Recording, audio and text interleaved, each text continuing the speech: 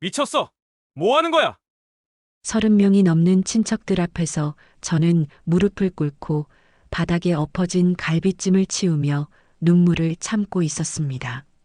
남편 최판수의 손바닥이 제 뺨을 후려쳤고 시누이들은 혀를 차며 고개를 돌렸습니다. 그날 밤 저는 30년을 살았던 집에서 빈손으로 쫓겨났습니다. 지갑도 옷도 아무것도 없이 말이죠. 57세의 나이에 갈 곳도 없이 거리를 헤매야 했습니다. 하지만 지금 이 순간 저는 월 매출 3억 원의 사업가가 되었습니다. 어떻게 이런 일이 가능했을까요? 이야기를 시작하기 전에 사연꿀단지 구독과 좋아요 한 번씩 눌러주시면 좋은 일만 가득하실 거예요. 바로 시작하겠습니다. 그날은 추석이었습니다.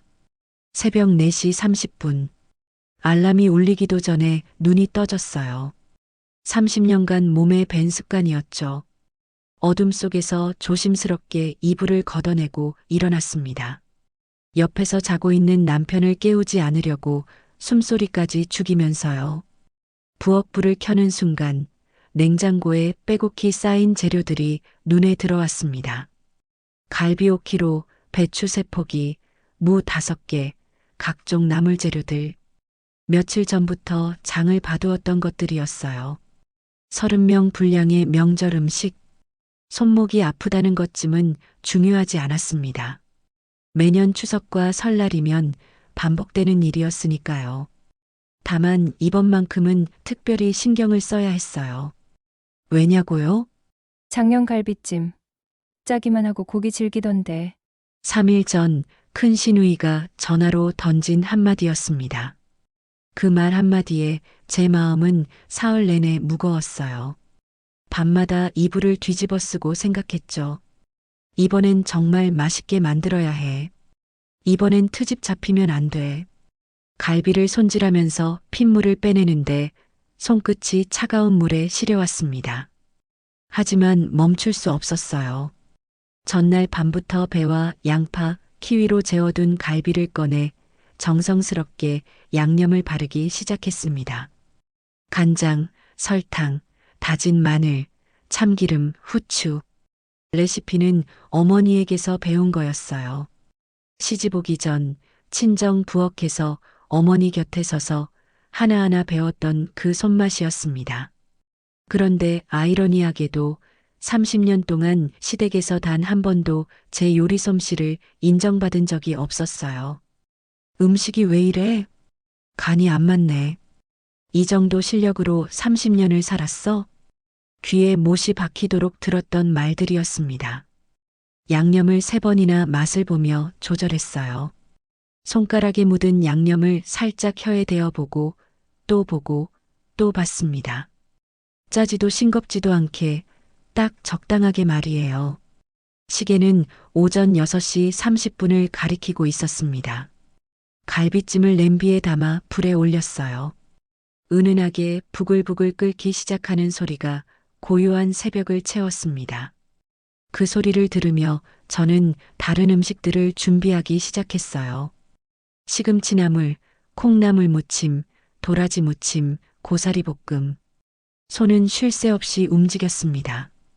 칼질하고 데치고 무치고 볶고 30년간 해온 일이라 이젠 눈 감고도 할 수 있을 정도였어요. 하지만 그날만큼은 평소보다 더 집중했습니다. 완벽해야 해. 이번엔 정말 완벽해야 한다고. 오전 11시쯤 되자 손목이 욱신거렸습니다. 하지만 멈출 수 없었어요. 저는 아직 반도 안 붙였고 송편은 시작도 안 했거든요. 그때 남편이 거실에서 소리쳤습니다.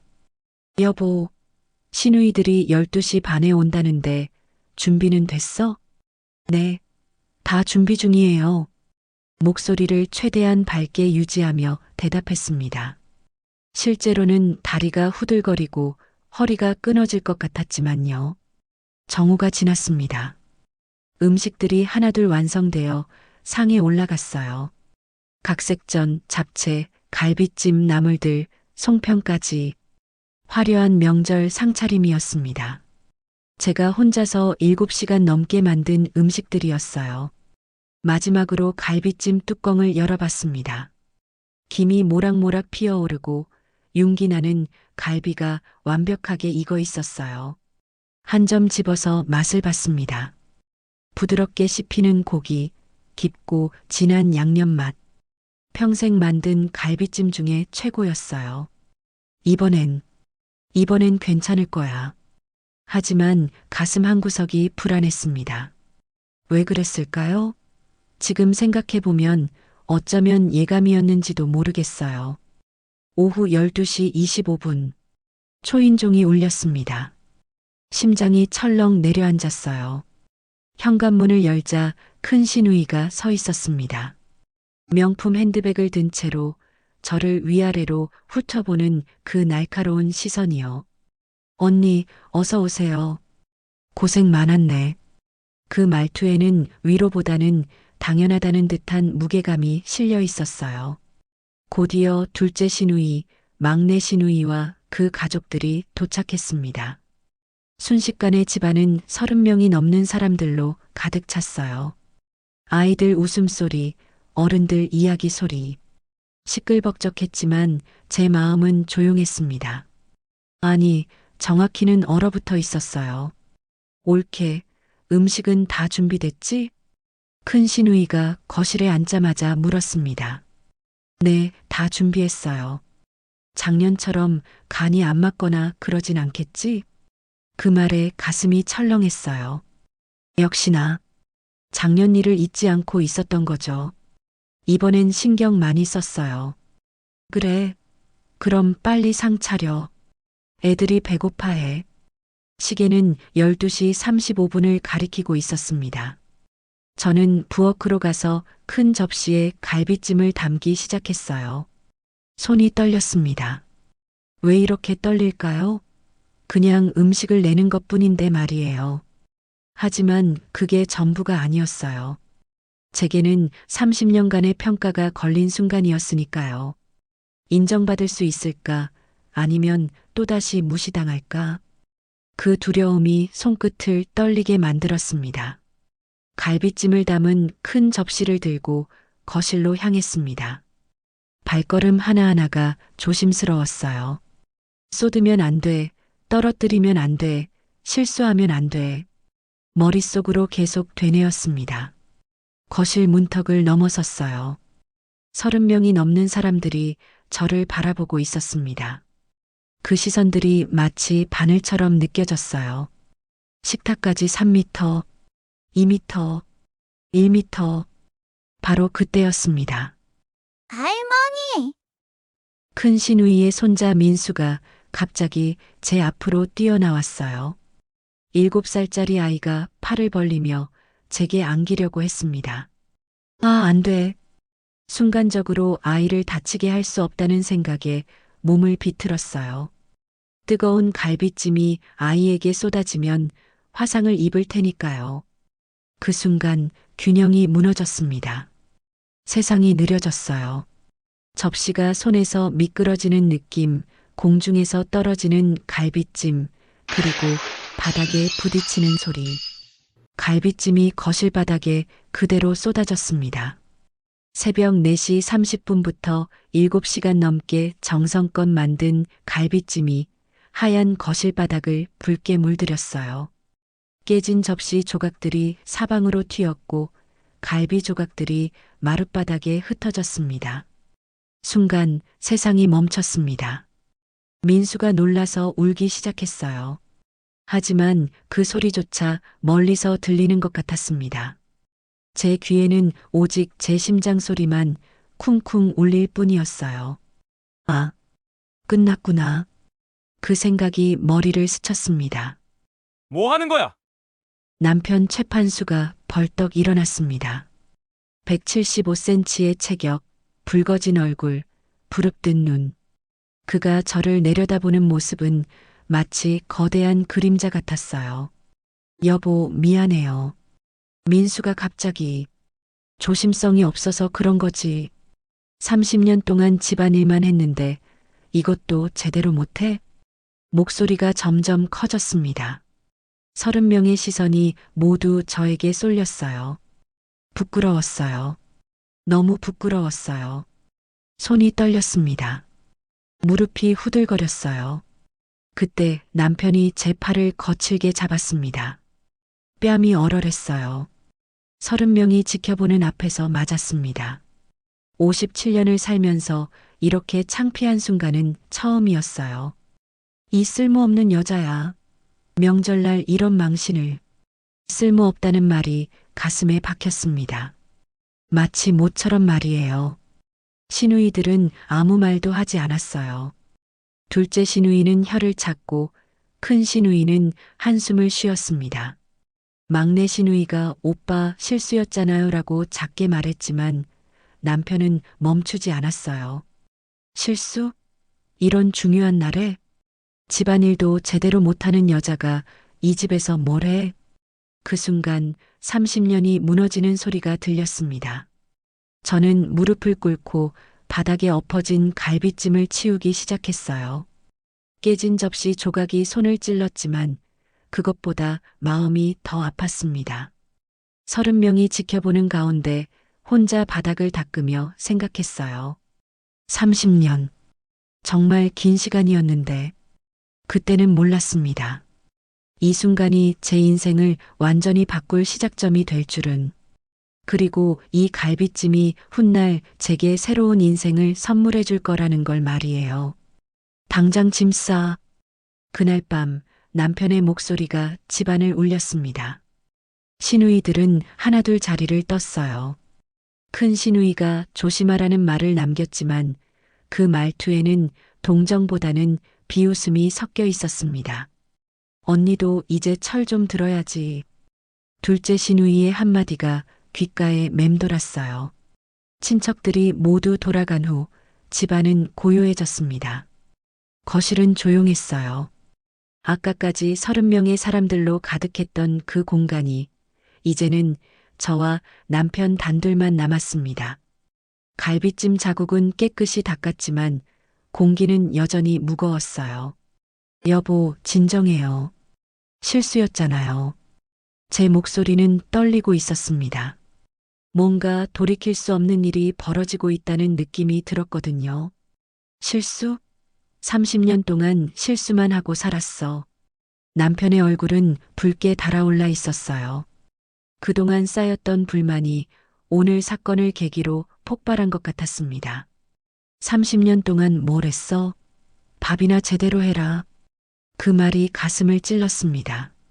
30년.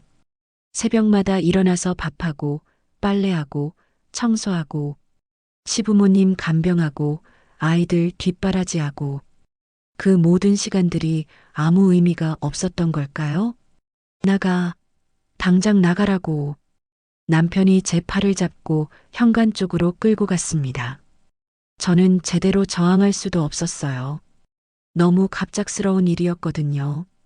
여보, 제발. 어디로 가라는 거예요? 알게 뭐야.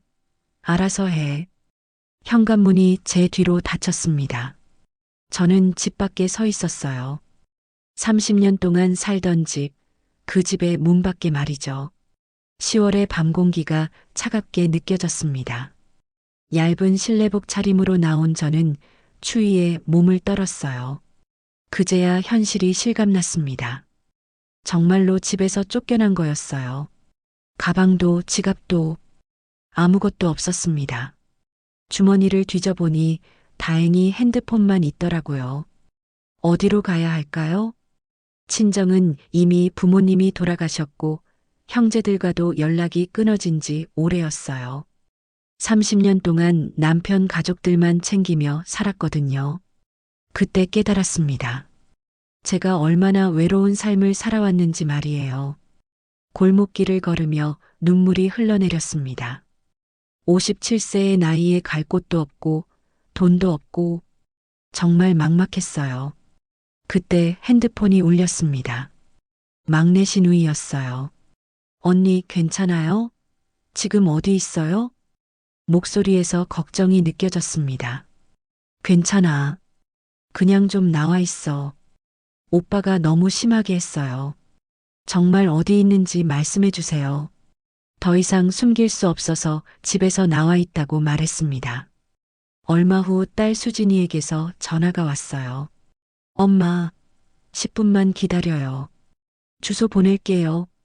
수진이의 목소리는 다급했습니다. 곧이어 아들 준호에게서도 전화가 왔어요. 엄마, 괜찮으세요? 지금 바로 갈게요. 아이들의 목소리에서 걱정이 느껴졌어요. 그동안 숨기려고 했는데 결국 아이들에게 이런 모습을 보이게 되었네요. 택시를 타고 수진이가 알려준 24시간 카페로 갔습니다. 카페에 들어서니 수진이와 준호가 이미 와서 기다리고 있었어요. 엄마, 수진이가 저를 보자마자 눈물을 글썽였습니다. 괜찮아, 괜찮아. 준호가 자신의 잠바를 벗어서 제게 입혀줬어요. 엄마, 우리 집으로 가요. 수진이의 원룸으로 향하는 차 안에서 아무 말도 할 수 없었어요. 너무 많은 생각이 머릿속을 휘저었거든요. 이제 어떻게 살아야 하지? 수진이의 원룸은 작았습니다. 10평도 안 되는 공간에 수진이 혼자 살고 있었어요. 엄마, 여기서 지내세요. 제가 소파에서 잘게요. 아니야, 내가. 엄마, 괜찮아요. 이제 다 해결될 거예요. 수진이의 말이 고마웠지만 마음은 무거웠어요. 그날 밤 좁은 소파에 누워 천장을 바라봤습니다. 30년 동안 살던 넓은 집이 떠올랐어요. 하지만 이상하게도 그리움은 느껴지지 않았습니다. 오히려 해방감 같은 게 느껴졌어요. 더 이상 눈치 보지 않아도 되는구나. 그 생각이 들자 가슴이 조금 가벼워졌습니다. 사흘이 지났습니다. 수진이의 원룸에서 지내는 동안 저는 계속 생각했어요. 이제 어떻게 살아야 할까? 새벽 5시 잠이 오지 않아 창밖을 내다봤습니다. 멀리 재래시장 불빛이 보이더라고요. 그때 문득 떠올랐어요. 어릴 적 어머니가 시장에서 콩나물을 팔며 저희 남매를 키우셨던 기억이요. 나도 뭔가 할 수 있지 않을까? 용기가 솟아올랐습니다. 그날 아침 일찍 시장으로 향했어요. 30년 만에 발을 들여놓는 재래시장이었습니다. 새벽 공기를 가르며 들려오는 상인들의 외침소리, 트럭에서 물건을 내리는 소리들, 왠지 모르게 희망적으로 들렸어요. 한 상인에게 용기를 내어 물어봤습니다. 혹시 빈 좌판 자리가 있나요? 시장 끝쪽에 작은 자리 하나 비었는데 하루에 10,000원이야. 10,000원. 제게는 큰 돈이었지만 수진이에게서 받은 용돈을 꺼냈습니다. 해볼게요. 그 순간 가슴이 두근거렸어요. 수진이가 자기 용돈을 털어 배추, 무, 콩나물 같은 기본 재료들을 사다 줬습니다. 엄마 할 수 있어요. 엄마 요리 실력이면 충분해요. 그날 밤 좁은 부엌에서 정성스럽게 김치를 담그고 콩나물 무침, 시금치나물을 만들었어요. 첫날 작은 돗자리에 김치, 콩나물 무침, 시금치나물을 담은 통 서너 개를 올려놓고 앉아 있었습니다. 지나가는 사람들이 힐끗 쳐다보긴 했지만 아무도 발걸음을 멈추지 않았어요. 정말 내가 할 수 있을까? 의심이 고개를 들었습니다. 1시간이 지났어요. 2시간이 지났어요. 아무도 사지 않았습니다. 역시 안 되는구나. 그때였습니다. 한 할머니가 다가와서 물어보셨어요. 이거 얼마예요? 콩나물 무침은 2,500원이에요. 할머니가 젓가락으로 조금 드셔보시더니 눈이 반짝였습니다. 어머, 이거 맛있네. 설탕 안 넣고 만들었지? 그 한마디가 제게는 세상을 바꾼 말이었습니다. 하나 주세요. 첫 손님이었어요. 2,500원. 손에 쥔 그 돈을 보며 눈물이 핑 돌았습니다. 나도 할 수 있구나. 그날 하루 매출은 5,000원이었습니다. 하지만 그 5,000원이 얼마나 소중했는지 몰라요. 집으로 돌아가는 길 수진이에게 자랑스럽게 말했어요. 오늘 5천 원 벌었어. 수진이가 환하게 웃었습니다. 엄마, 대단해요. 정말 대단해요. 그날 밤 제 손으로 번 5천 원을 바라보며 다짐했습니다. 내일은 10,000원 벌어보자. 그리고 그 작은 다짐이 제 인생을 완전히 바꾸게 될 줄은 몰랐습니다. 일주일이 지났습니다. 하루 매출은 여전히 10,000원을 넘지 못했어요. 어떤 날은 5,000원, 어떤 날은 겨우 3,000원. 자릿세 10,000원을 내고 나면 사실상 남는 게 없었습니다. 오늘도 안 팔렸네. 해질 무렵 팔리지 않은 반찬통들을 바라보며 한숨을 쉬었어요. 옆 자판 아줌마가 지나가다 말했습니다. 아줌마, 장사 처음이야? 너무 어설퍼. 얼굴이 화끈거렸어요. 맞는 말이었거든요. 물건을 어떻게 진열해야 하는지, 손님과 어떻게 대화해야 하는지 아무것도 몰랐습니다. 그날 밤 수진이의 원룸으로 돌아가는 길이 무거웠어요. 역시 나는 안 되는구나. 남편 말이 맞았어. 그런 생각이 머릿속을 가득 채웠습니다. 하지만 포기할 수 없었어요. 돌아갈 곳도 없었고 무엇보다 처음으로 제 손으로 번 그 5,000원의 의미가 컸거든요. 열흘째 되던 날이었습니다. 아줌마, 익숙한 목소리에 고개를 들어보니 첫날 콩나물 무침을 사가셨던 그 할머니였어요. 할머니, 또 오셨어요? 그럼 지난번에 먹어보니까 진짜 맛있더라고. 오늘은 시금치나물도 있어? 할머니가 한 입 드셔보시더니 눈이 커졌습니다. 이것도 맛있네. 요즘 시장에서 이런 맛 나는 나물 찾기 힘든데. 그 말에 가슴이 뛰었어요. 정말 맛있나요? 그럼 우리 집 할머니 손맛 같아. 아줌마 진짜 정성스럽게 하시네. 할머니가 김치와 나물 2개를 사가셨습니다. 6,000원이었어요. 그런데 더 놀라운 일은 그 다음부터였습니다. 며칠 뒤 할머니가 친구분을 데리고 오셨어요. 여기야, 여기. 내가 말했던 그 맛있는 반찬 파는 곳. 어머, 정말? 나도 한번 먹어볼래. 그렇게 단골 손님이 하나둘 생기기 시작했습니다. 2주차가 되자 하루 매출이 3만 원을 넘어섰어요. 3주차에는 5만 원, 4주차에는 7만 원. 조금씩이지만 확실히 늘어나고 있었습니다. 어머니 반찬은 진짜 다르다니까. 여기 김치 진짜 맛있어요. 엄마 손맛 같아요. 그런 말을 들을 때마다 눈물이 날 것 같았어요.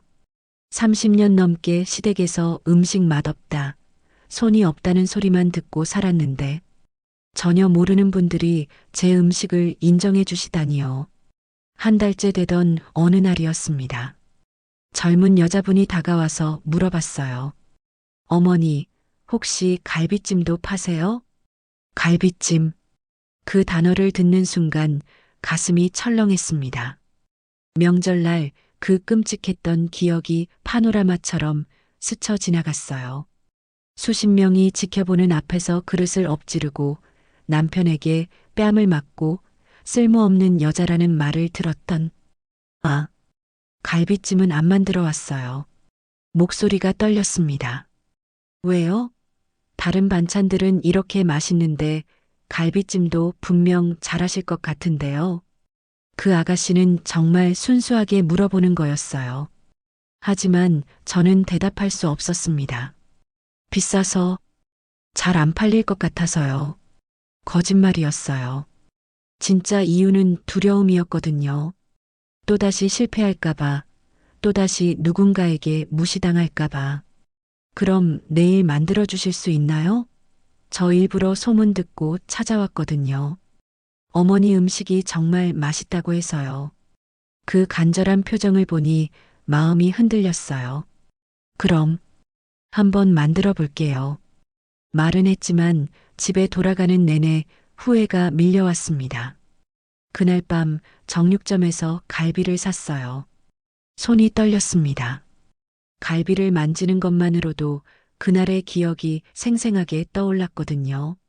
수진이가 옆에서 말했어요. 엄마, 괜찮아요.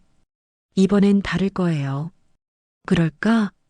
엄마 갈비찜 진짜 맛있잖아요.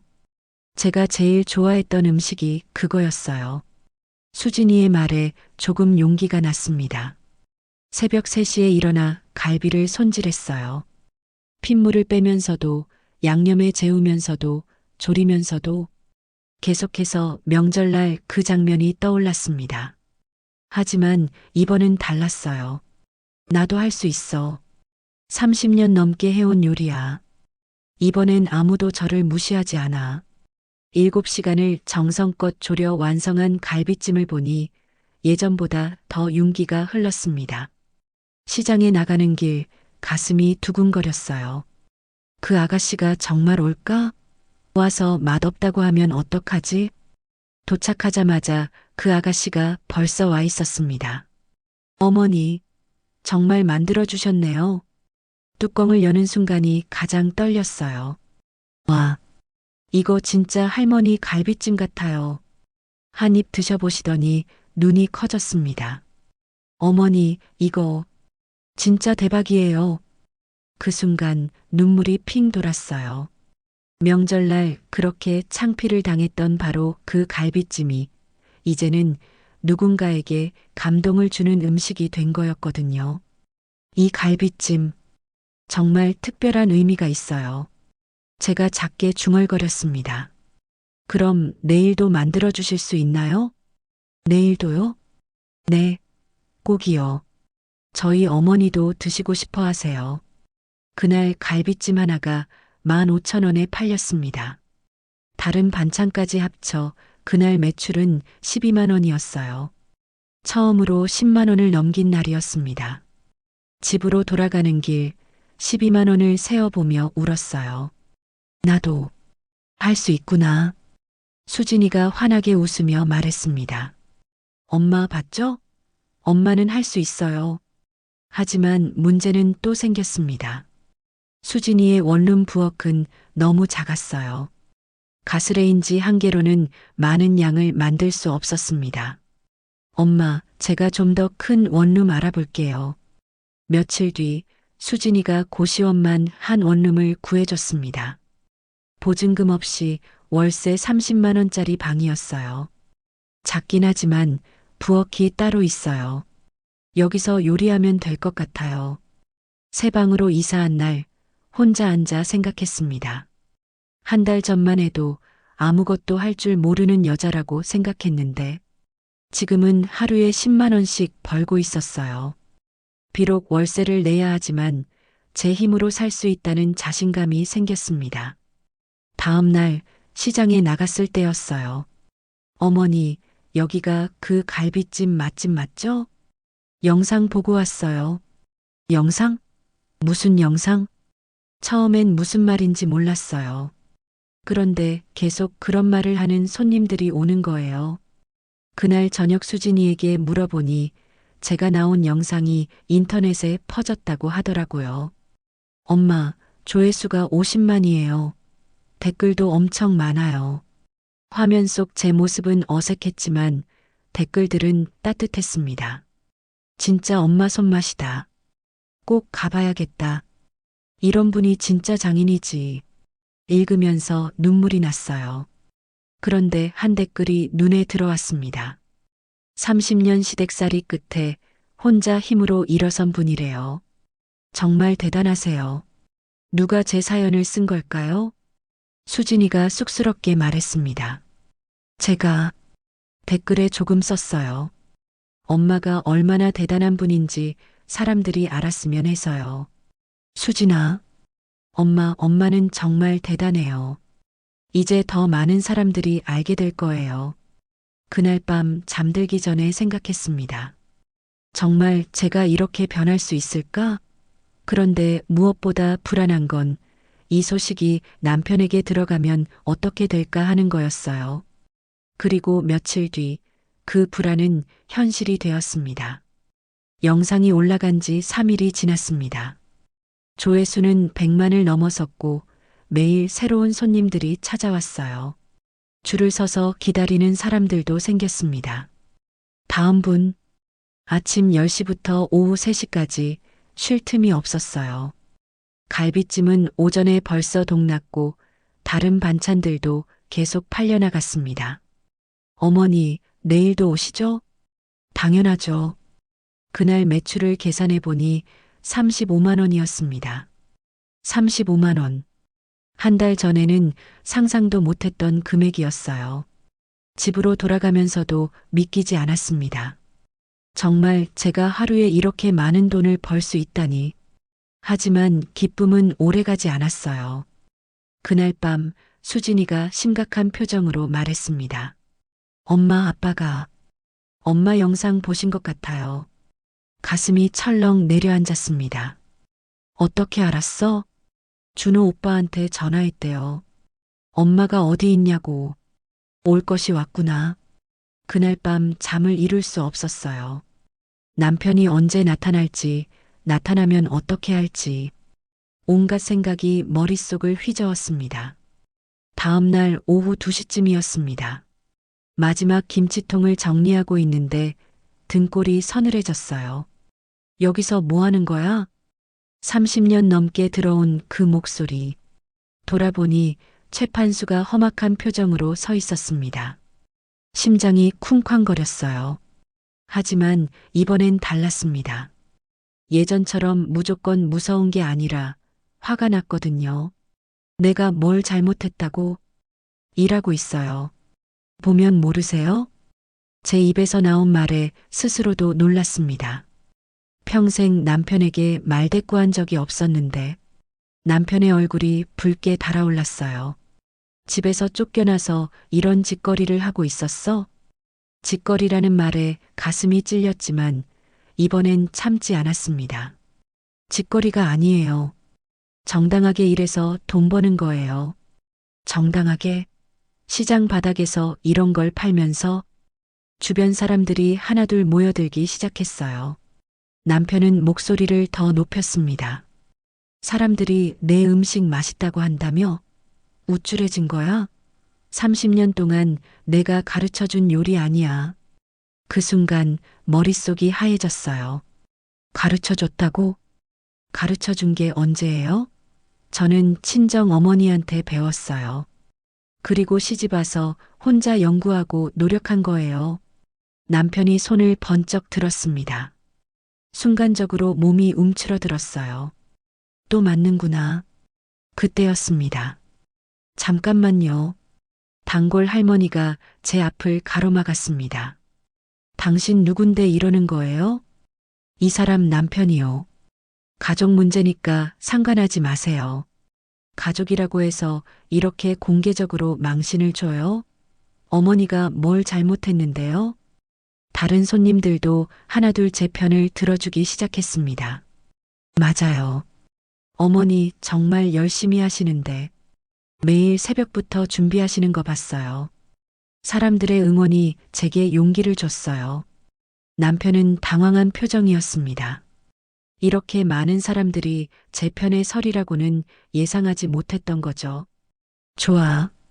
그럼 이 가게 당장 정리해. 집으로 돌아와. 싫어요. 그 한마디가 제 입에서 나왔습니다. 평생 남편에게 싫다는 말을 해본 적이 없었어요. 남편도 완전히 얼어붙은 표정이었습니다. 뭐라고? 저는 여기서 일할 거예요. 제가 좋아하는 일이고 제가 잘할 수 있는 일이에요. 남편의 얼굴이 새빨갛게 달아올랐습니다. 30년 동안 내가 먹여 살렸으니까 내가 요리를 배울 수 있었던 거야. 또 그 소리. 그건 부부의 역할 분담이었어요. 저도 30년 동안 집안일 다 했잖아요. 그때 뒤에서 익숙한 목소리가 들렸습니다. 아빠, 수진이와 준호였어요. 엄마, 괜찮으세요? 수진이가 제 옆으로 다가왔습니다. 준호는 남편을 똑바로 쳐다보았어요. 아버지, 왜 이러세요? 너희들까지. 너희 엄마가 여기서 창피한 짓 하는 거 보고도 가만히 있어? 창피한 짓이요? 준호의 목소리에 화가 섞여 있었습니다. 엄마는 정당하게 일하시는 거예요. 그리고 엄마 음식을 좋아하는 분들이 얼마나 많은지 아세요? 수진이도 말했어요. 아빠가 30년 동안 먹여 살렸다고 하시는데 엄마도 30년 동안 집안일 다 하셨잖아요. 그게 공평한 거예요. 남편이 또 큰 소리를 질렀을 때 수진이가 휴대폰을 꺼냈습니다. 아빠, 방금 말씀 다 녹음됐어요. 남편의 얼굴이 순간 굳었습니다. 그리고 아까 엄마한테 손 드시려던 것도 다 찍혔어요. 남편의 얼굴이 하얗게 질렸습니다. 이런 식으로 엄마를 괴롭히시면 이 영상을 경찰서에 가져갈 거예요. 준호가 단호하게 말했습니다. 주변 사람들이 박수를 치기 시작했어요. 어머니, 힘내세요. 잘하셨어요. 남편은 뭔가 말하려다가 입을 다물었습니다. 그리고 돌아서서 떠나갔어요. 걸어가는 그 뒷모습이 예전보다 훨씬 작아 보였습니다. 남편이 떠나고 나자 다리에 힘이 풀렸어요. 단골 할머니가 제 어깨를 토닥였습니다. 잘하셨어요. 정말 잘하셨어요. 수진이와 준호가 저를 양쪽에서 안아줬습니다. 그날 밤 세 식구가 함께 조용한 식당에서 식사를 했어요. 엄마, 오늘 정말 멋있었어요. 수진이가 말했습니다. 그런가? 네, 진짜요. 저도 엄마처럼 강한 사람이 되고 싶어요. 준호도 고개를 끄덕였습니다. 엄마, 이제 걱정하지 마세요. 저희가 있잖아요. 그 말을 들으니 눈물이 났어요. 하지만 이번엔 슬픈 눈물이 아니었습니다. 감사한 눈물이었어요. 집으로 돌아가는 길 핸드폰에 메시지가 왔습니다. 아까 그 젊은 아가씨였어요. 어머니, 오늘 일 영상으로 찍었어요. 올려도 될까요? 많은 분들이 응원해 주실 것 같아요. 잠시 고민했지만 곧 답장을 보냈습니다. 좋아요. 제 이야기가 누군가에게 도움이 된다면요. 그날 밤 영상이 올라갔습니다. 조회수는 하루 만에 200만을 넘어섰어요. 댓글들을 읽으며 울었습니다. 이런 분이 진짜 강한 여성이다. 저도 용기 얻어서 이혼 결심했어요. 어머니 응원합니다. 제 이야기가 누군가에게 희망을 주고 있었어요. 그 사실이 너무 감사했습니다. 다음 날 아침 시장에 나갔을 때 놀라운 광경이 펼쳐졌어요. 사람들이 벌써 줄을 서서 기다리고 있었던 겁니다. 어머니, 영상 봤어요. 정말 대단하세요. 응원합니다. 그날 하루 매출은 50만 원을 넘어섰습니다.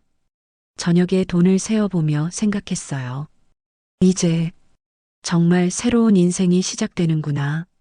하지만 마음 한편으로는 여전히 불안했습니다. 남편이 이대로 포기할 리 없었거든요. 그리고 그 예감은 며칠 뒤 현실이 되었습니다. 남편과의 대치 이후 일주일이 지났습니다. 매일 아침 시장에 나갈 때마다 불안했어요. 언제 또 나타날지 모른다는 생각에 뒤를 돌아보곤 했죠. 하지만 손님들은 계속 늘어났습니다. 어머니, 오늘도 갈비찜 있나요? 네, 10개 준비했어요. 10개요? 전부 예약할게요. 아침 9시에 도착하면 벌써 줄이 서 있었어요. 갈비찜은 11시 전에 동났고 다른 반찬들도 오후 2시면 모두 팔렸습니다. 하루 매출은 70만 원을 넘나들었어요. 70만 원. 한 달 전에는 하루 5천 원도 못 벌었는데 말이에요. 돈을 세며 생각했습니다. 이게 현실이 맞나? 꿈은 아닐까? 하지만 동시에 불안감도 커졌어요. 이런 성공이 남편의 분노를 더 자극할 거라는 걸 알았거든요. 그리고 그 예감은 열흘째 되던 날 현실이 되었습니다. 오후 1시 30분쯤이었어요. 마지막 김치통을 포장해 드리고 있는데 익숙한 목소리가 들렸습니다. 언니, 고개를 들어보니 큰 시누이가 서 있었어요. 그런데 혼자가 아니었습니다. 둘째 시누이까지 함께 왔더라고요. 가슴이 철렁했습니다. 또 시작이구나. 큰 시누이는 짙은 화장에 명품 핸드백을 들고 있었어요. 60대 초반의 나이가 무색하게 화려하게 치장한 모습이었죠. 저를 내려다보는 그 시선은 여전히 차갑고 날카로웠습니다. 언니는 정말 철이 없어요. 목소리는 차갑고 비아냥거렸어요. 집안 망신도 이런 망신이 없어요. 둘째 시누이도 팔짱을 끼고 서서 말했어요. 시장에서 이런 짓 하면서 우리 얼굴은 어디다 두라고 그래요? 주변 손님들이 하나둘 시선을 돌리기 시작했습니다. 또 그 30년 동안의 모욕이 시작되는구나 싶었어요.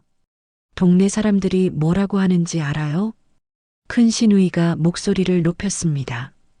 최 씨 집 며느리가 시장에서 장사한다고, 집에서 쫓겨나서 구걸한다고 다들 수군거려요. 구걸이라는 말에 얼굴이 화끈거렸어요. 하지만 동시에 분노도 올라왔습니다. 구걸이라니. 내가 정성스럽게 만든 음식을 파는 게 왜 구걸이야? 그리고 오빠 말로는 혼자 힘으로 번다고 우기던데 웃기지도 않아요. 둘째 시누이가 비웃듯이 말했습니다. 그녀는 늘 직설적이고 독설을 잘했어요. 다른 사람들 앞에서도 거침없이 말하는 성격이었죠. 30년 동안 우리가 먹여 살렸으면서 무슨 혼자 힘이에요? 그 순간 참았던 감정이 터져 나왔습니다. 먹여 살렸다고요? 제 목소리가 생각보다 크게 나왔어요. 30년 동안 명절마다 음식 해드리고 아프실 때마다 병간호 해드리고 그게 먹여 살린 거예요? 큰 시누이의 얼굴이 붉어졌습니다. 감히 우리한테 말대꾸를 해? 내가 어디서?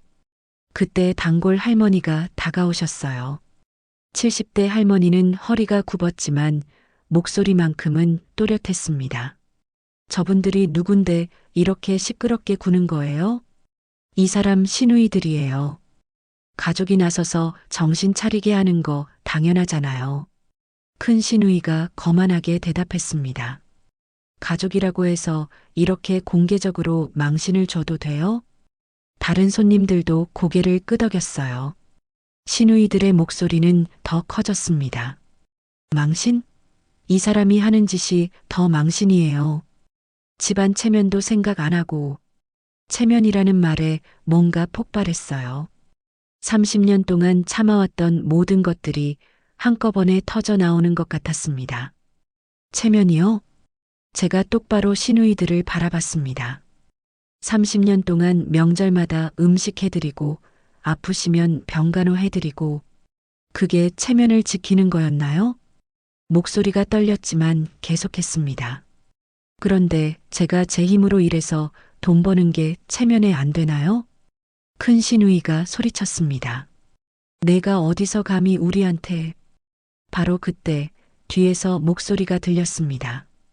고모들, 수진이었어요. 그리고 놀랍게도 휴대폰으로 촬영을 하고 있었습니다. 수진이도 와서 내 엄마 좀 말려. 이런 창피한 짓 하지 말라고 둘째 시누이가 말했습니다. 창피한 짓이요? 수진이의 목소리는 차갑고 단호했어요. 평소 온화한 수진이의 모습과는 달랐습니다. 엄마가 뭘 잘못했는데요? 시장에서 장사하는 게 잘못이 아니고 뭐야? 그럼 고모들도 직장 다니시잖아요. 그것도 창피한 거예요? 그건 다르지. 우린 제대로 된 직장이야.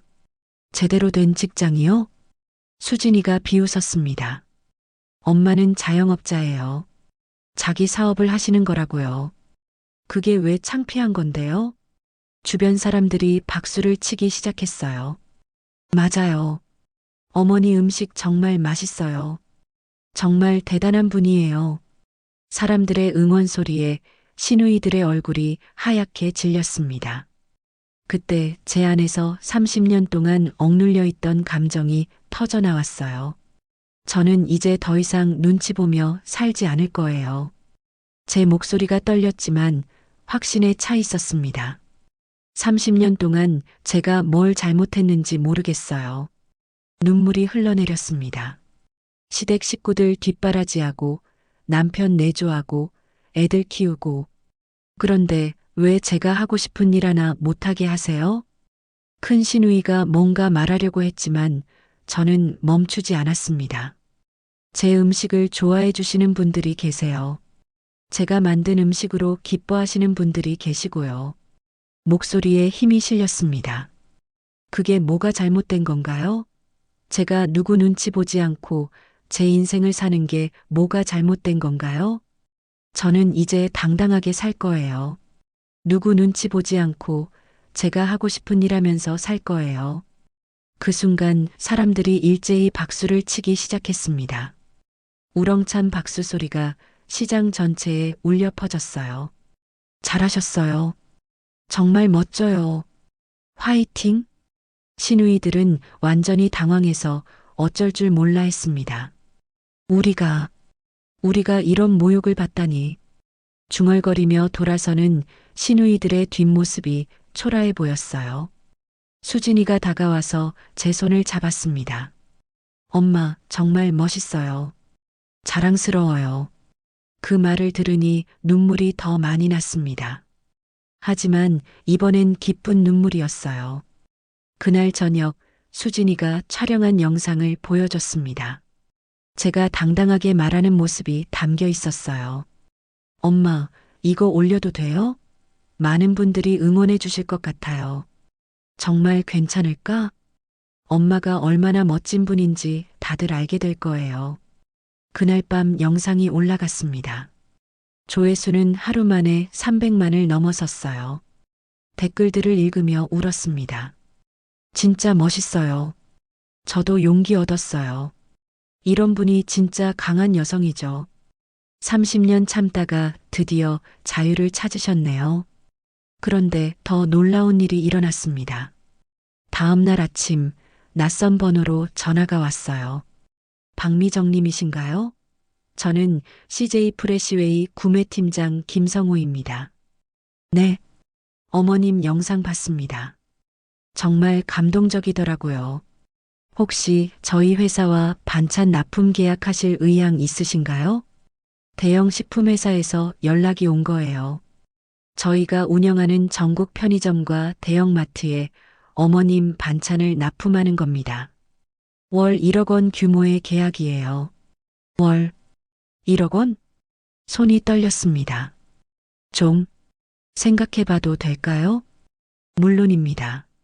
하지만 좋은 기회니까 놓치지 마세요. 천천히 생각하시고 연락 주세요. 전화를 끊고 나서 한참을 멍하니 앉아 있었어요. 월 1억 원. 상상도 못했던 금액이었습니다. 그날 저녁 수진이와 준호에게 이야기했어요. 엄마, 대박이에요. 해야죠. 그런데 내가 그렇게 큰 규모를 감당할 수 있을까? 준호가 말했습니다. 엄마, 우리가 도와드릴게요. 저도 회사 그만두고 엄마 사업 도울게요. 나도요. 우리 셋이 함께하면 할 수 있어요. 아이들의 눈빛이 진지했습니다. 그날 밤 잠들기 전 오래 생각했어요. 정말 내가 이렇게까지 커질 수 있을까? 실패하면 어떡하지? 하지만 또 다른 생각도 들었습니다. 지금까지 해왔잖아. 시작할 때도 무서웠지만 해냈잖아. 다음 날 아침 구매팀장에게 전화했습니다. 계약하겠습니다. 좋은 결정하셨습니다. 다음 주 월요일에 계약서 가지고 찾아뵙겠습니다. 전화를 끊고 나서 심호흡을 했어요. 이제 정말 시작이구나. 그런데 바로 그날 오후 준호에게서 급한 전화가 왔습니다. 엄마, 큰일 났어요. 아버지가 변호사 선임했대요. 가슴이 철렁 내려앉았습니다. 재산분할 소송 걸겠다고 하세요. 그리고 엄마 사업도 결혼 중에 이루어진 거니까 절반은 자기 거라고 주장하실 것 같아요. 손에 쥔 핸드폰이 떨렸습니다. 결국 이렇게 나오는구나. 성공이 가져다 준 기쁨도 잠시, 더 큰 시련이 시작되고 있었습니다. 엄마, 우리도 변호사 선임해야 해요. 그런데 변호사 비용이 제 적금 깨서 쓸게요. 이건 엄마 혼자만의 싸움이 아니에요. 수진이의 말에 눈물이 났습니다. 그날 밤 잠을 이룰 수 없었어요. 월 1억 원 계약도 날아가는 건 아닐까? 남편이 정말 제 사업까지 빼앗아가는 건 아닐까? 온갖 불안한 생각들이 머릿속을 휘저었습니다. 변호사 선임 소식을 들은 다음 날 내용 증명이 도착했습니다. 이혼 소송 및 재산 분할 청구의 건. 종이를 보는 순간 손이 떨렸어요. 남편은 저를 완전히 무너뜨리려고 작정한 것 같았습니다. 30년 결혼 생활에 대한 재산 분할뿐 아니라 제 사업까지 자기 것이라고 주장하고 있었어요. 결혼 기간 중 아내가 습득한 모든 기술과 노하우는 남편의 경제적 지원으로 가능했던 것이므로 현재 사업 수익의 50%는 청구인의 권리임. 읽으면서 허탈하게 웃음이 났습니다. 30년 동안 집안일하며 갈고 닦은 제 실력이 당신 덕분이라고? 수진이가 심각한 표정으로 말했습니다. 엄마, 우리도 변호사 선임해야 해요. 빨리요. 며칠 뒤 수진이가 소개해준 김 변호사를 만났습니다. 40대 초반에 단단해 보이는 여성 변호사였어요. 깔끔한 정장 차림에 예리한 눈빛을 가진 분이었습니다. 어머님, 영상 다 봤습니다. 정말 대단하세요. 고맙습니다. 증거가 많네요. 폭언, 폭력, 일방적 축출, 그리고 아이들이 촬영한 영상들까지. 김 변호사는 서류들을 검토하며 말했습니다. 특히 어머님 사업은 완전히 독립적으로 이루어진 거예요. 남편분의 경제적 지원 없이 순전히 본인 노력으로 일궈낸 거죠. 정말 제가 이길 수 있을까요? 충분히 승산 있어요. 걱정하지 마세요. 하지만 마음은 무거웠습니다.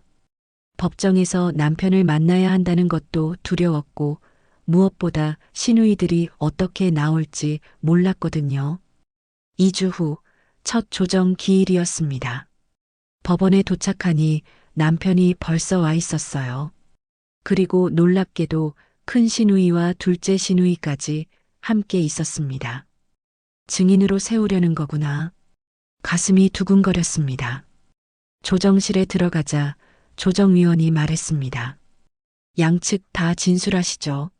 남편 측 변호사가 먼저 말했습니다. 청구인은 30년간 가정을 책임지며 피청구인의 생계를 책임졌습니다. 피청구인이 현재 운영하는 사업의 기반이 된 요리기술 또한 결혼 생활 중 청구인의 경제적 지원으로 익힌 것입니다. 억지 주장이었지만 법적으로는 어느 정도 설득력이 있어 보였어요. 김 변호사가 반박했습니다. 피청구인의 요리 기술은 친정 어머니에게서 배운 것이며 30년간 독학으로 연마한 것입니다. 또한 청구인은 피청구인을 일방적으로 축출했으며 이는 명백한 가정폭력입니다. 그때 남편이 직접 말했습니다. 30년 동안 내가 돈 벌어서 먹여 살렸소. 그게 사실 아니오? 저도 입을 열었습니다. 저도 30년 동안 집안일 다 했어요. 그게 공평한 거예요. 집안일? 그게 돈이 돼오? 내가 번 돈으로 살았으면서. 목소리가 점점 커졌습니다. 조정위원이 말했습니다. 진정하세요. 여기는 법원입니다.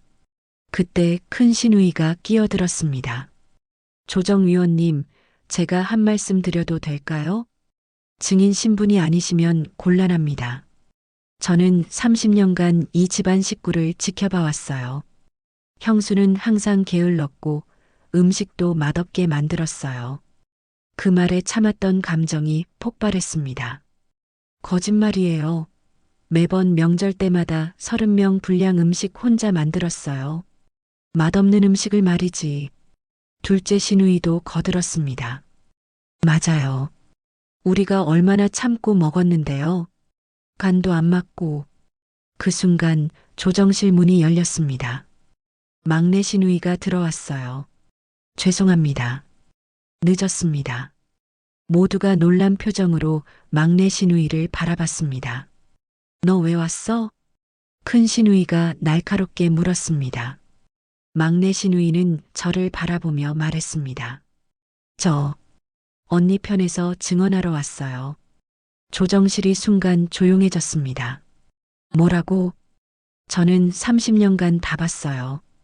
언니가 얼마나 고생하셨는지, 오빠가 얼마나 심하게 대했는지. 막내 시누이의 목소리가 떨렸습니다.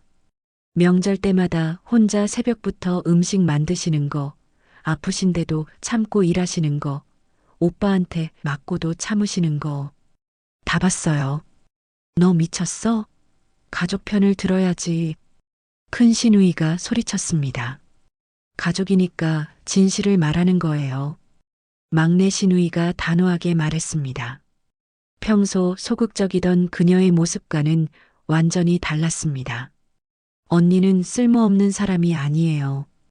오히려 우리 집안에서 가장 열심히 살았던 분이에요. 눈물이 흘러내렸습니다. 그런데 우리가 너무 심하게 대했어요. 저도 똑같았어요. 언니를 무시하고 함부로 대하고.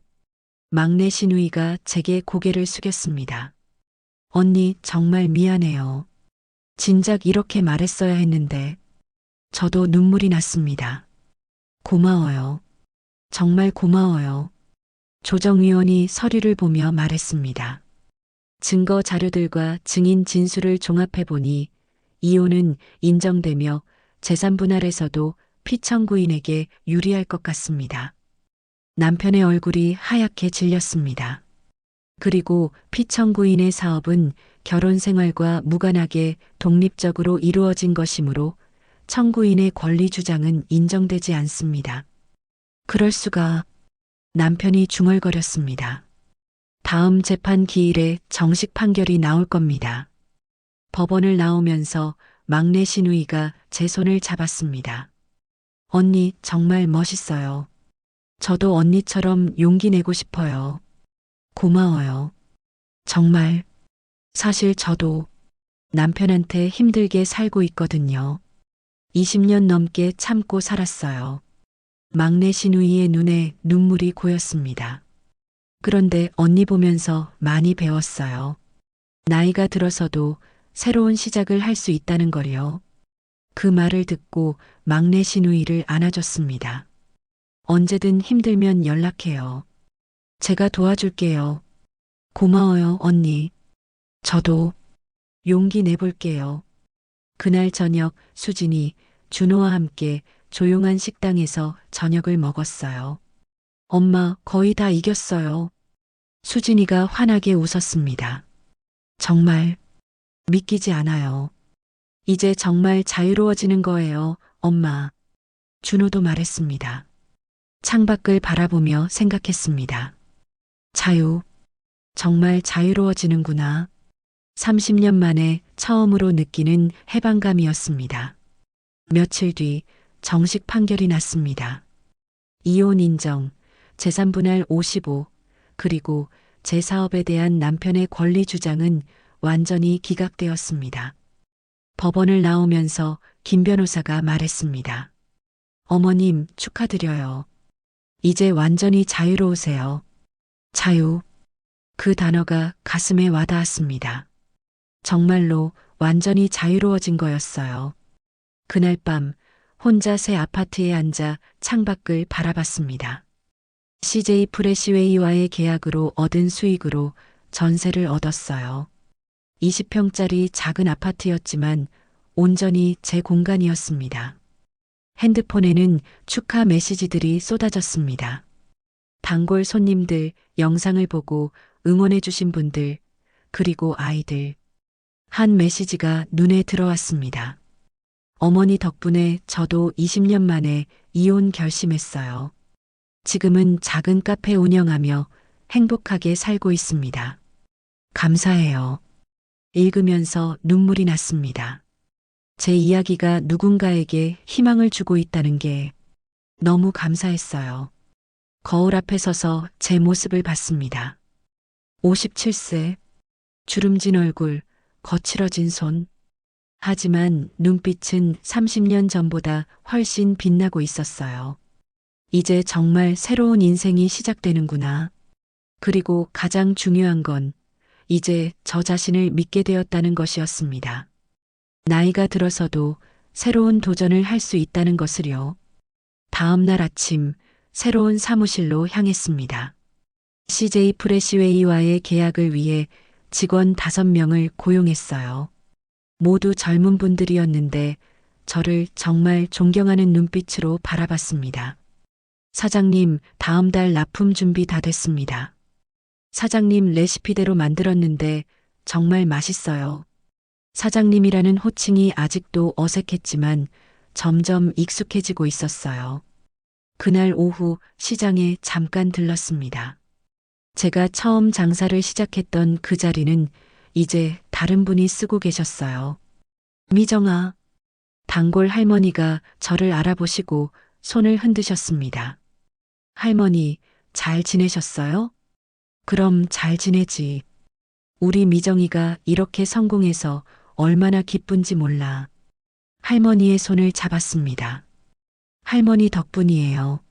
처음 격려해주지 않으셨으면. 무슨 소리야? 다 내 실력이지. 할머니의 따뜻한 미소를 보며 생각했습니다. 정말 많은 분들의 도움이 있었기에 지금의 내가 있구나. 집으로 돌아가는 길 핸드폰이 울렸습니다. 막내 시누이였어요. 언니, 저도 이혼 결정했어요. 정말? 네. 언니처럼 저도 용기 내보려고요. 작은 꽃집 하나 차리려고 준비 중이에요. 잘 결정했어요. 힘들면 언제든 연락해요. 고마워요, 언니. 언니가 있어서 제가 용기 낼 수 있었어요. 전화를 끊고 미소 지었습니다. 제 이야기가 또 한 사람에게 희망이 되었다는 게 정말 감사했어요. 그날 밤 창밖을 바라보며 생각했습니다. 인생은 정말 알 수 없는 것 같았어요. 가장 어두웠던 순간이 가장 빛나는 시작점이 될 수 있다는 것을. 그리고 무엇보다 이제는 갈비찜을 만들 때마다 기쁘다는 것이었습니다.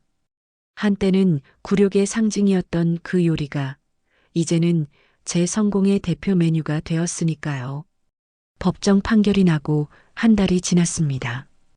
이혼은 정식으로 확정되었고 저는 완전히 자유로운 몸이 되었어요. 더 이상 최판수의 아내가 아니라 박미정이라는 이름으로 살아가게 된 거죠. CJ 프레시웨이와의 계약도 순조롭게 진행되었습니다. 사장님, 첫 납품 완료했습니다. 직원 5명이 모두 모여 박수를 쳤어요. 전국 편의점 300곳에 제 갈비찜과 반찬들이 입점한 거였습니다. 수고했어요, 모두. 사장님이라는 호칭이 이제는 자연스러워졌어요. 하지만 문제는 또 생겼습니다. 수요가 공급을 훨씬 초과한 거예요. 사장님, 주문이 계속 밀려 들어오는데 생산량이 부족해요. 직원을 더 뽑아야 할 것 같아요. 준호가 말했습니다. 준호는 회사를 그만두고 제 사업을 돕기로 했어요. IT 전문가인 준호는 온라인 시스템 구축을 맡았습니다. 엄마, 온라인 쇼핑몰 만들어요. 전국 어디서든 주문할 수 있게요. 그게 가능해? 당연하죠. 제가 직접 만들 수 있어요. 준호의 눈빛이 반짝였습니다. 수진이도 제안했어요. 엄마, 유튜브 채널도 만들어요. 요리 과정을 보여주면서 레시피도 공유하는 거예요. 유튜브? 내가 그런 걸 할 수 있을까? 엄마, 이미 영상으로 유명해지셨잖아요. 이제는 직접 채널을 운영하시는 거예요. 아이들의 말이 맞았습니다. 며칠 뒤 박미정의 손맛 이야기라는 유튜브 채널을 개설했어요. 첫 번째 영상은 갈비찜이었습니다. 안녕하세요, 박미정입니다. 오늘은 제가 가장 자신 있는 갈비찜 만드는 법을 알려드릴게요. 카메라 앞에 선이 떨렸어요. 하지만 곧 익숙해졌습니다. 이 갈비찜은 저에게 특별한 의미가 있어요. 갈비를 손질하며 말을 이었습니다. 한때는 제 인생 최악의 기억이었던 음식이에요. 명절날 손님들 앞에서 이 갈비찜을 엎질러서 정말 창피하고 서러웠거든요. 손이 저절로 움직였어요. 30년 넘게 해온 동작이었으니까요. 그런데 지금은 이 갈비찜이 제 인생을 완전히 바꿔놓았어요. 굴욕의 상징이었던 음식이 이제는 제 성공의 상징이 되었죠. 양념을 바르며 카메라를 바라봤습니다. 여러분도 지금 힘든 일이 있다면 그게 언젠가는 여러분의 가장 큰 자산이 될 수 있어요. 포기하지 마세요. 영상을 찍으면서 그때의 기억들이 떠올랐어요. 하지만 이제는 아프지 않았습니다. 오히려 감사한 마음이 들었거든요. 영상을 업로드하고 하루가 지났습니다. 조회수는 100만을 넘었고 댓글은 수천 개가 달렸어요. 진짜 엄마 손맛이에요. 따라해봤는데 진짜 맛있어요. 레시피도 레시피지만 어머님 이야기가 더 감동이에요. 57세에 새로 시작하신 거 보고 저도 용기 냈어요. 읽으면서 눈물이 났습니다. 그렇게 몇 달이 지나면서 채널 구독자는 50만 명을 넘어섰어요. 그 사이 사업도 계속 성장했습니다. 직원은 5명에서 10명으로 늘었고 사무실도 더 큰 곳으로 이사했어요. 사장님, 이번 달 매출 집계 나왔습니다. 격리 직원이 보고서를 건넸습니다. 2억 8천만 원? 믿기지 않았어요. 몇 개월 전만 해도 하루 5천 원 벌기도 힘들었는데, 네, 온라인 쇼핑몰 덕분에 주문이 폭증했어요. 준호가 자랑스러운 표정으로 말했습니다. 그리고 유튜브 광고 수익도 이번 달에 1,000만 원 넘었어요. 수진이도 말했습니다. 그날 저녁 세 식구가 함께 저녁을 먹으며 이야기했어요. 엄마, 정말 대단해요. 이제 진짜 성공하신 거예요. 아니야, 우리가 함께해서 가능했던 거지. 엄마가 포기하지 않으셨으니까 가능한 거였어요. 준호의 말이 가슴에 와닿았습니다. 어느 날 낯선 번호로 전화가 왔습니다. 박미정 사장님이신가요? KBS 인간극장 제작팀입니다. 네. 사장님 이야기를 다큐멘터리로 만들고 싶습니다. 일주일 정도 촬영하는 건데요. 가능하실까요? 방송국에서 연락이 온 거였어요. 저 같은 사람이 방송에 나와도 될까요? 물론이죠. 많은 분들께 희망을 드릴 수 있는 이야기예요. 며칠 고민 끝에 촬영을 허락했습니다. 일주일간의 촬영이 시작되었어요. 새벽부터 밤까지 제 일상을 카메라가 따라다녔습니다. 사장님, 왜 하필 갈비찜으로 시작하셨어요? PD가 물었습니다. 그게 제 인생에서 가장 굴욕적인 순간과 연관된 음식이었거든요. 그날의 이야기를 들려줬어요. 명절날 갈비찜을 엎지르고 남편에게 맞고 집에서 쫓겨난 이야기를요. 그래서 갈비찜이 더 특별한 거예요. 제 인생 최악의 순간을 상징하는 음식이 이제는 제 성공을 상징하는 음식이 되었으니까요. 촬영팀 스태프들 눈에 눈물이 맺혔습니다. 시장도 다시 찾아갔어요. 제가 처음 장사를 시작했던 그 자리였습니다. 여기가 시작점이었어요. 이 작은 좌판에서 하루 5천 원 벌며 시작했죠. 단골 할머니도 인터뷰에 응해주셨어요. 처음부터 알았어요. 이분은 뭔가 다르다고. 음식의 정성이 그대로 느껴졌거든요. 할머니의 말을 들으며 눈물이 났습니다. 한 달 뒤 방송이 나갔습니다. 57세, 빈손으로 시작한 여자의 반란. 시청률은 10%를 넘었고 방송 후 반응은 폭발적이었어요. 온라인 쇼핑몰 주문은 처리할 수 없을 정도로 밀려 들어왔고 유튜브 구독자는 100만 명을 돌파했습니다. 더 놀라운 건 전국 각지에서 응원 메시지가 쏟아졌다는 거예요. 어머니 덕분에 50대에 새로 시작할 용기가 났어요. 20년 참았던 결혼 생활 정리하고 제 인생 살기로 했어요. 나이는 숫자에 불과하다는 걸 보여주셨어요. 메시지를 하나하나 읽으며 울었습니다. 제 이야기가 이렇게 많은 분들에게 희망을 주고 있다니. 그날 밤 핸드폰이 울렸습니다. 막내 시누이였어요. 언니, 저 드디어 꽃집 열었어요. 정말 축하해요. 네, 작은 가게지만 언니처럼 저도 제 인생을 살고 있어요.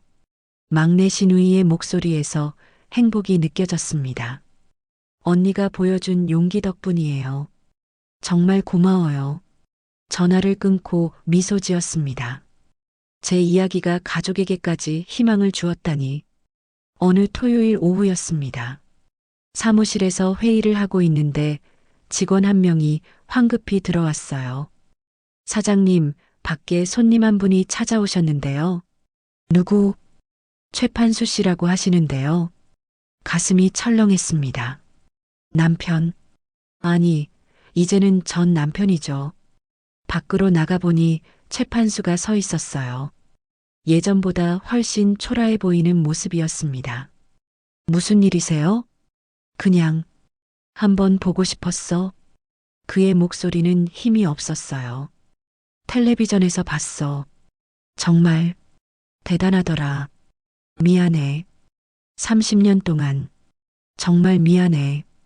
그 말을 듣는 순간 이상한 감정이 들었어요. 화도 나지 않고 서럽지도 않았습니다. 그냥 담담했어요. 이제 와서 미안하다고 하시면 제가 뭐라고 해야 할까요? 알아. 너무 늦었다는 거. 그냥 한번 말하고 싶었어. 최판수가 돌아서서 떠났습니다. 그 뒷모습을 보며 생각했어요. 이제 정말 끝났구나. 30년의 무게가 내려놓아지는구나. 더 이상 그 사람에게 어떤 감정도 없었습니다. 미움도 원망도 심지어 동정도 없었어요. 그냥 과거일 뿐이었습니다. 사무실로 돌아가는 발걸음이 가벼웠습니다. 그날 저녁 수진이와 준호가 저녁을 함께 먹자고 했어요. 엄마 아빠 만났다며요? 응, 사과하러 왔더라. 어땠어요? 아무 느낌도 안 들더라. 정말로 끝난 것 같아.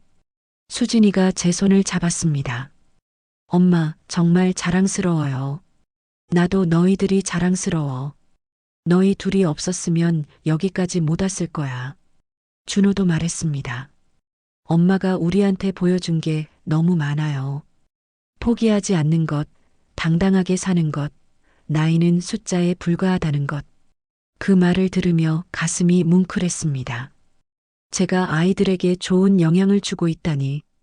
그날 밤 잠들기 전 거울을 보며 생각했습니다. 정말 많이 변했구나. 57세, 주름진 얼굴, 거칠어진 손. 하지만 눈빛만큼은 그 어느 때보다 빛나고 있었어요. 그로부터 1년이 지났습니다.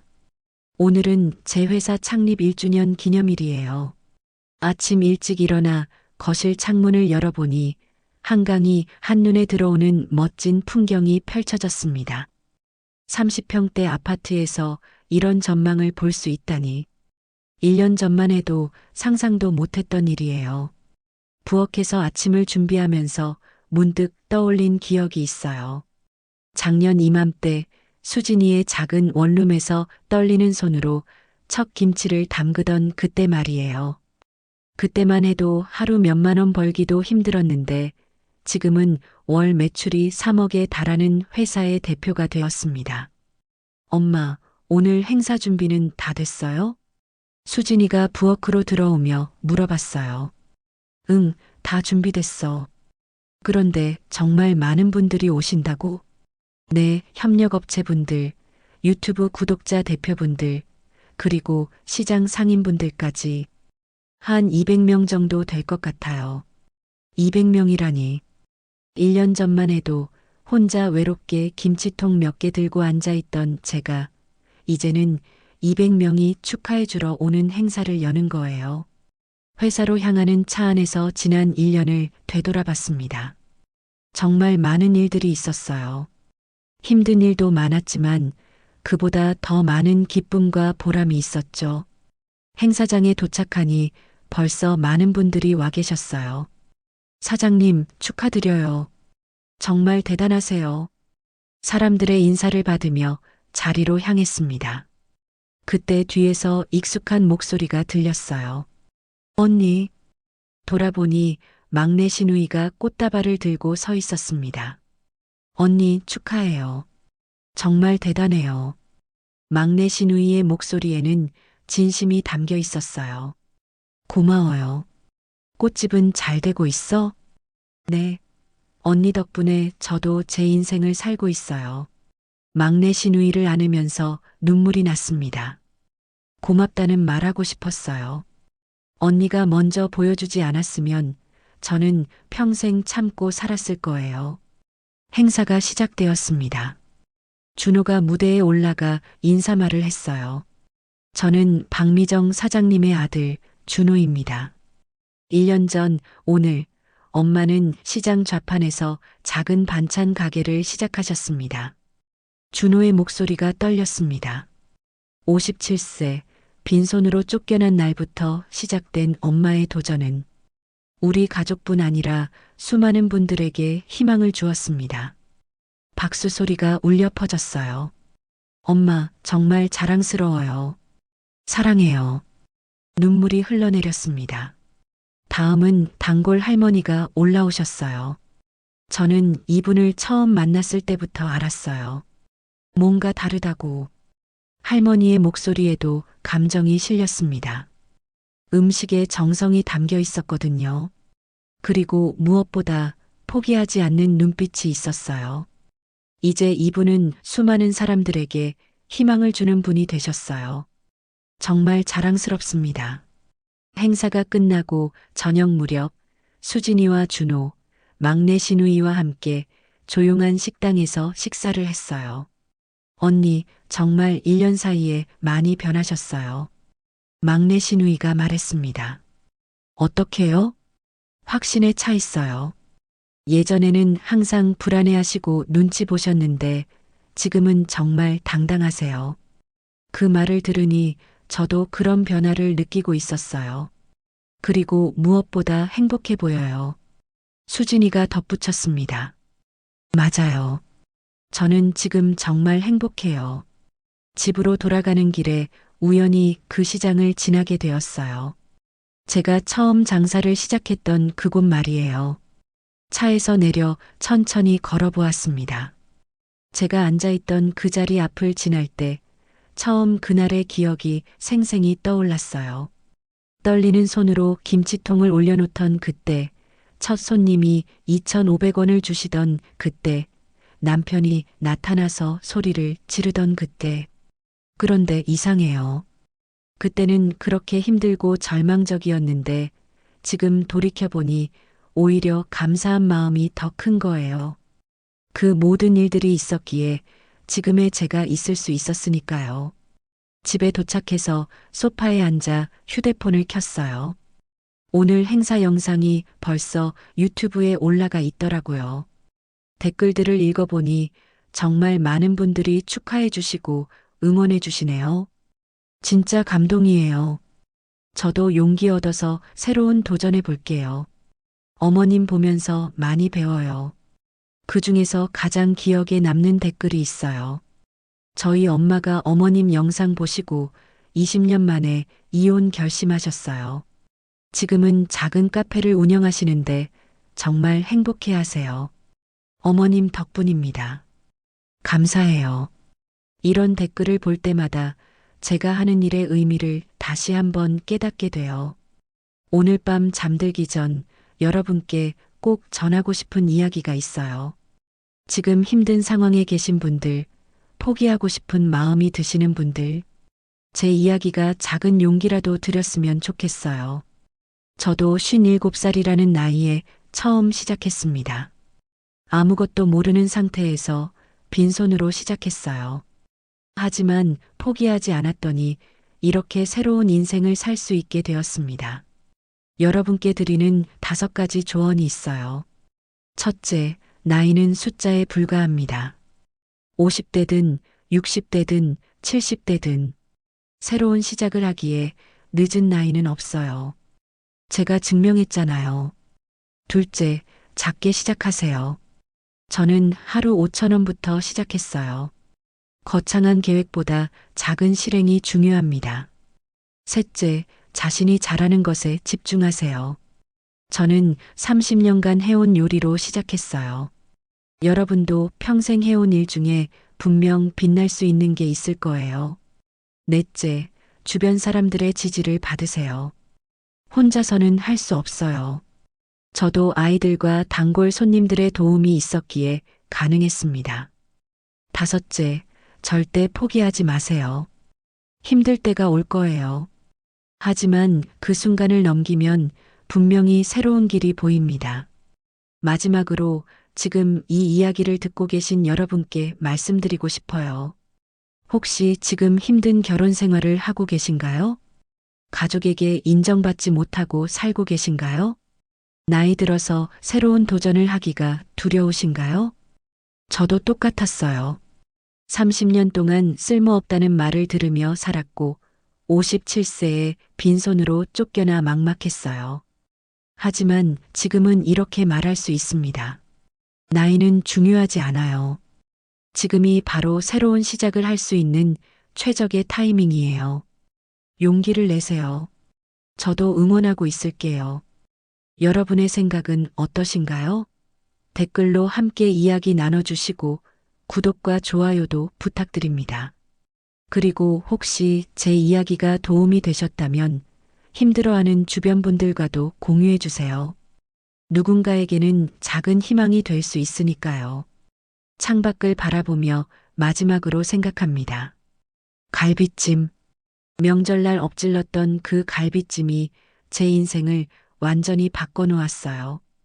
가장 굴욕적이었던 순간의 상징이 이제는 가장 자랑스러운 성공의 상징이 되었습니다. 인생은 정말 알 수 없는 것 같아요. 가장 어두웠던 순간이 가장 빛나는 시작점이 될 수 있다는 것을 오늘도 저는 갈비찜을 만들며 생각합니다. 그날 그 일이 있었기에 지금의 내가 있을 수 있었구나.